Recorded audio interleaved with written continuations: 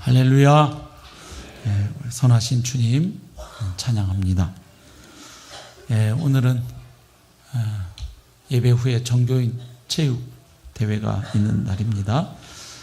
이렇게 우리가 예배 자리에서도 함께 하지만 이제 잠시 후에 운동장에서 우리가 한 가족됨을 확인하고 또 누리는 그 은혜가 풍성하기를 소망합니다. 앞에서 뵈니까 오늘은 복음팀, 은혜팀 쫙 보이네요.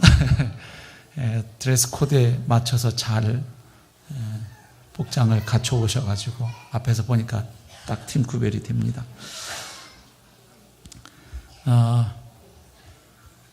체육대회 하는 이유가 뭘까요? 누가 잘하나 아니죠. 체력 왕 뽑는 거 아니죠. 우리가 운동장에서 우리가 그리스도 안에서 함께 하늘 백성 한 가족임을 확인하고 그 복을 누리기 위함입니다. 그래서 오늘은 특별히 평소에 자주 교제하시는 목장과 부서의 경계를 조금 뛰어넘죠. 그래서 팀을 그렇게 짰습니다. 경계할 때 다른 목장, 다른 부서 사람들과 함께, 전 부서가 함께 하나 될 수 있는 시간 되길 바랍니다. 물론 또 식사 시간에는 목장 식구들끼리 모여서 하실 수도 있겠습니다만은 너무 싸운 간식 목장 식구들끼리만 드시지 마시고 좀 옆에 지체도 적다 싶으면 흘려 보내실 작정하고 오셨죠? 아멘. 아멘 소리가 적어요. 그럼 이 말씀 듣고 생각 바꾸시길 바래요. 자, 오늘 시편 133편 말씀 읽었는데 이 말씀 주제는 아주 간단해요. 하나님의 백성들이 연합해서 하나가 되는 것이 얼마나 아름답고 복된 일인지를 노래하는 시입니다. 내용도 아주 짧죠. 그래서 세 부분으로 되어 있는데요. 먼저 1절 한번 보시죠. 보라 밤에 여호와 133편 보라 형제가 연합하여 동거함이 어찌 그리 선하고 아름다운고. 자, 그래서 1절에서는 형제들이 연합해서 함께 하는 것, 함께 거하는 것이 얼마나 아름답고 선한 일인지를 감탄하며 노래합니다. 그리고 2절과 3절에서는 형제들이 연합하여 함께 하는 그 복이 어떤 것인지를 두 가지 비유를 통해서 나타내고 있습니다. 2절 머리에 있는 보배로운 기름이 수염 곧 아론의 수염에 흘러서 그의 옷깃까지 내림 같고. 자, 2절에서는 흘러내리는 기름의 이미지를 가지고 묘사합니다. 3절 헐몬의 이슬이 시온의 산들에 내림 같도다. 3절에서는 흘러내리는 이슬에 비유하고 있습니다. 그리고 나서 맨 마지막에 다시 그렇게 형제들이 연합하여 함께하는 그곳에 하나님이 어떤 복으로 축복하시는지를 노래하며 마무리합니다. 거기서 여호와께서 복을 명령하셨나니 곧 영생이로다. 이렇게 노래하죠. 자, 조금만 더 살펴보겠습니다. 1절 보시면 다시 감탄사로 시작하죠. 시가 보라. 히브리어는 힌내 하는 감탄사인데 아주 시인이 격앙되고 이렇게 뭐라 그럴까요? 떨리는 감정을 이렇게 감탄사로 표현합니다. 보라. 뭘 보라는 겁니까? 형제가 연합하여 동거하는 일이 어떻게 그렇게 선하고 아름다운지 그것을 한번 좀 보라. 이런 이야기죠.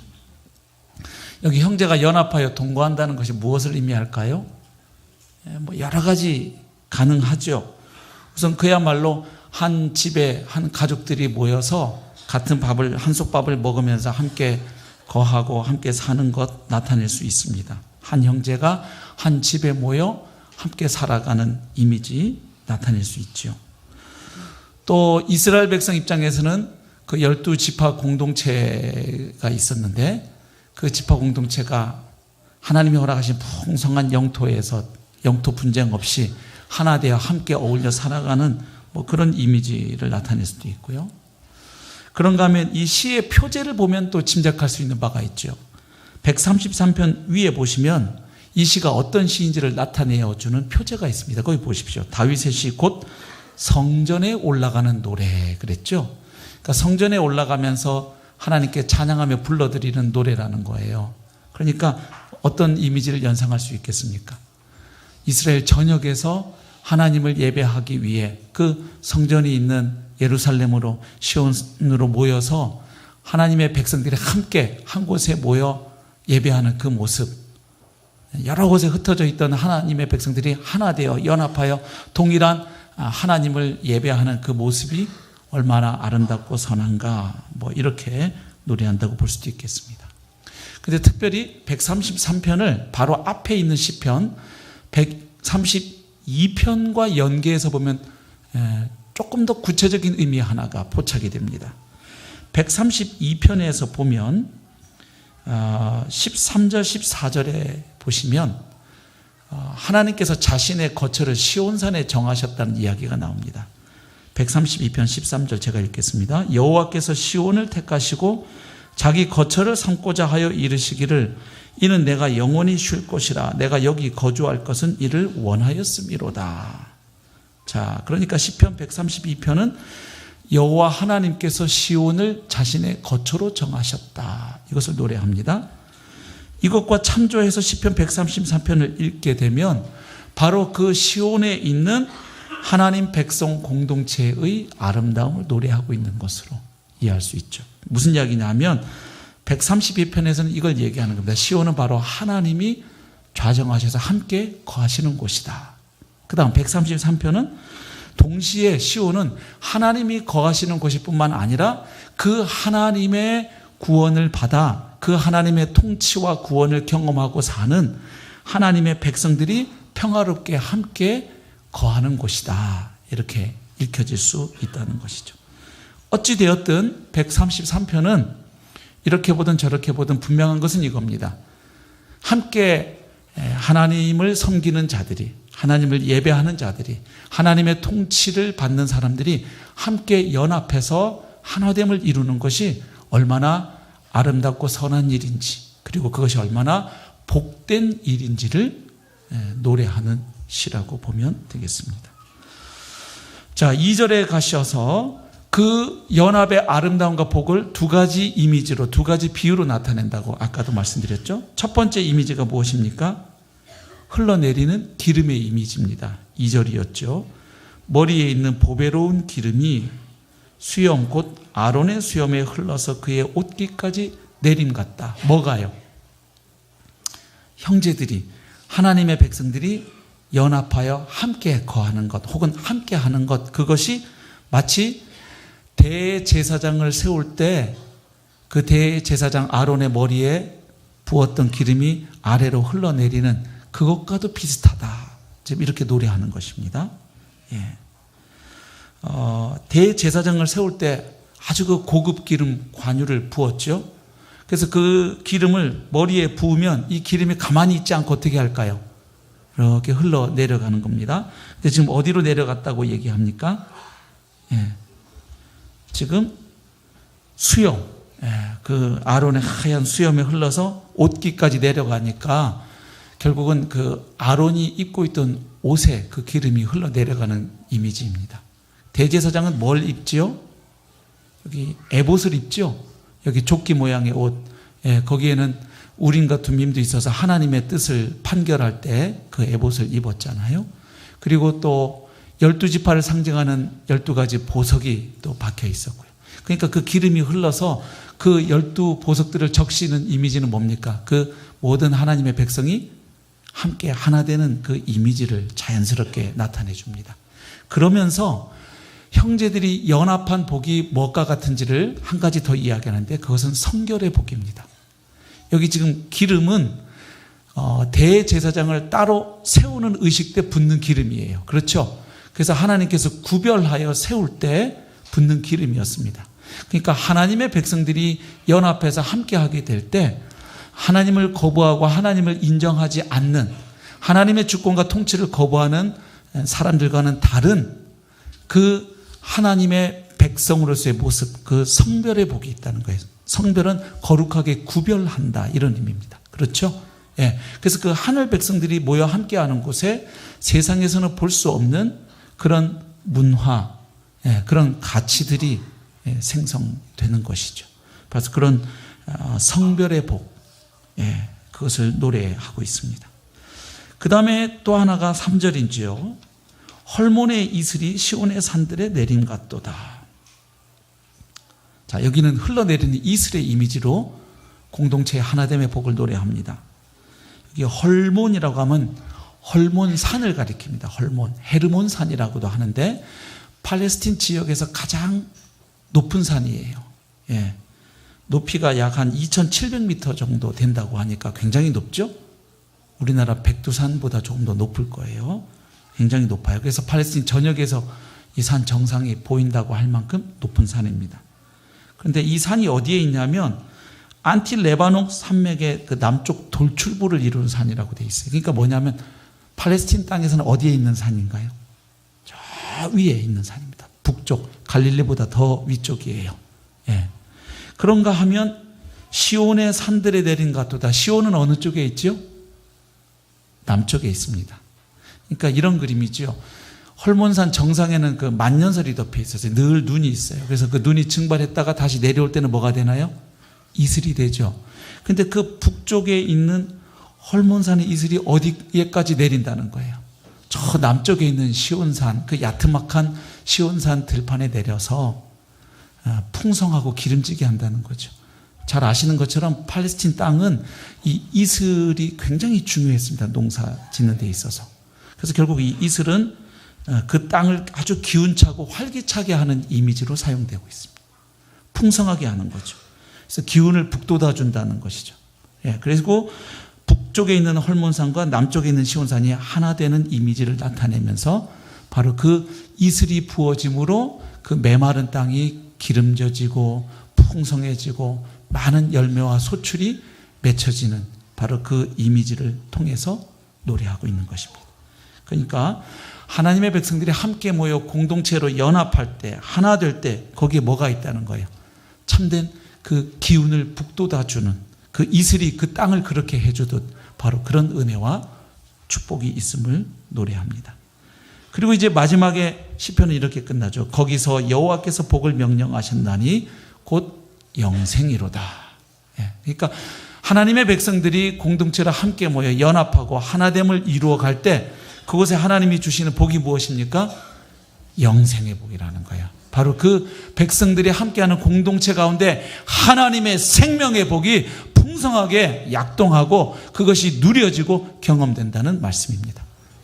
우리가 공동체 함께할 이유가 분명하죠? 공동체와 함께할 때 거기에 성별의 은혜와 복이 있고 기운을 북돋아주는 활기찬 생명의 복이 있고 하나님의 생명을 풍성하게 누리고 경험하는 놀라운 은혜와 복이 하나님의 백성이 함께 하나됨을 이루어가는 그 공동체 가운데 있다고 믿습니다. 오늘 이 은혜와 복을 운동장에서도 마음껏 누리시기를 축복합니다. 너무 그 승패에 너무 집착하지 마시고 그 두 팀으로 나눈 건 저희 전체가 다 한 가족인데 그냥 한 팀으로만 하면 경기가 안 되니까 어쩔 수 없이 두 팀 나눈 거예요. 그렇죠? 그래서 그냥 열심히 뛰기 위해서 중간에 뭐 점수판도 기록하는 건 우리가 좀 더 열정을 가지고 즐겁게 뛰기 위함이지 상대방을 어떻게 하기 위함이 아니에요. 그렇죠? 우리가 더 큰 그림을 놓치면 안 되겠어요. 왜 나눠서 이렇게 하느냐?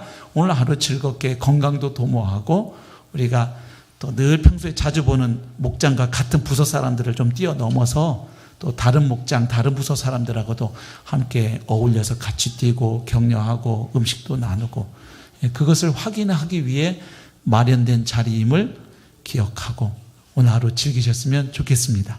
그래서 운동장에서도 저희들이 함께하는 모습을 보고 주님이 보시면서 어찌 그리 선하고 아름다운고 이것이 우리 주님의 입에서도 나왔으면 좋겠습니다. 그리고 우리 마음에도 참 좋구나. 이 험한 세상 나 홀로 신앙생활하지 않고 이렇게 하늘 가족 지체들과 함께 동일한 하늘 아버지를 아버지로 믿고 섬기며 함께 격려하고 기쁨 나누고 슬플 때 같이 슬픔 나누고 위로하고 또 넘어지면 같이 일으켜 세워주는 이 공동체의 소중함을 다시 한번 확인하고 이 공동체와 함께 하기로 결심할 수 있기를 축복합니다. 그리고 설교를 맺으려고 그랬더니 제가 주보에 있는 질문에 답을 안 드린 게 있어서 그 답을 드려야 되겠어요. 짧게 말씀드릴게요. 하나님이 공동체를 얼마나 소중하게 여기시는지는 성경 전체 역사가 말하는데, 하나님은 하나님을 거부하고 하나님을 떠나 사는 이 세상 가운데 끊임없이 하나님의 백성 공동체를 만들어 가셨어요. 그래서 하나님을 거부한 사람들은 자기들끼리 모여서 제국을 이룹니다. 그래서 그 제국 가운데 하나님은, 그러니까 그 제국은 하나님의 통치와 주권을 거부하는 세상을 말하는 거예요. 거기서 하나님은 하나님의 백성들을 뽑아내셔서 그들로 하여금 공동체를 이루고 그들로 하여금 세상의 가치와 문화에 대해서 저항하는 그런 공동체를 만드십니다. 그 세상 가치 따라 살지 않는 사람들이죠. 그리고 이 백성들을 광야로 이끄십니다. 그리고 그들을 통해서 세상과는 차별화되는 하나님 나라 백성의 공동체를 만드셔요. 성경에는 크게 5가지 공동체가 언급되어 있습니다. 첫 번째는 아브라함과 가족 공동체입니다. 하나님 거부하는 세상 제국에 있었던 아브라함을 뽑아내시는데 12장 보면 아브라함뿐만 아니라 그의 아내 사라, 조카 롯, 그리고 종들을 포함하는 가족 공동체를 부르셔서 그들에게 땅과 자손을 약속하시면서 한 가족을 하나님께서 만드시죠. 그 다음에 조금 더 시간이 흘러서 출애굽기 가보시면 모세와 민족 공동체 이야기가 나옵니다. 그 애굽에서 노예 생활하던 그들을 건져내셔서 그들을 한 민족으로 만드시면서 그들이 하나님의 언약 백성으로 살아가도록 그들과 언약을 체결하시는 이야기 잘 아시죠? 그 다음에 세 번째는 다윗과 국가 공동체입니다. 이제 다윗을 왕으로 세우셔서 하나님이 기름 부어 세운 왕을 통해 대신 통치하시는 한 국가, 한 나라를 세워가시죠. 다윗과 국가 공동체. 그 다음에 신약에 오시면 네 번째는 예수님과 제자 공동체가 나옵니다. 예수님께서 이스라엘 12지파에 상응하는 12제자를 선택하셔서 그들과 천국 복음, 하나님 나라 복음을 나누시면서 먼저는 그 작은 공동체 가운데 하나님의 나라가 무엇인지 깨닫게 하시고 경험해 가게 하시죠. 그리고 예수님의 십자가 죽음과 부활로 하나님의 구속사역이 완성된 이후에 이제 바로 교회 공동체가 나타납니다. 특별히 이 교회 공동체의 모습을 설명하는 데 많이 사용된 사람은 사도 바울이었습니다. 그래서 처음부터 5가지 공동체 기억나세요? 아브라함과 가족 공동체, 모세와 민족 공동체, 다윗과 국가 공동체, 예수님과 제자 공동체, 바울과 교회 공동체. 이렇게 보면 결국 성경 전체는 하나님께서 망가진 이 세상 가운데 하나님의 백성 공동체를 만들어 가시는 이야기, 바로 그것이 하나님의 구원 역사임을 확인하게 됩니다. 그래서 예수님의 보혈로 우리를 한 형제 한 자매 되게 해주셨으니 그 은혜와 복을 더욱 누려가고 하나됨을 더욱 힘써 이뤄가는 강석 공동체가 될 수 있기를 축복합니다. 우리 함께 찬양하겠습니다.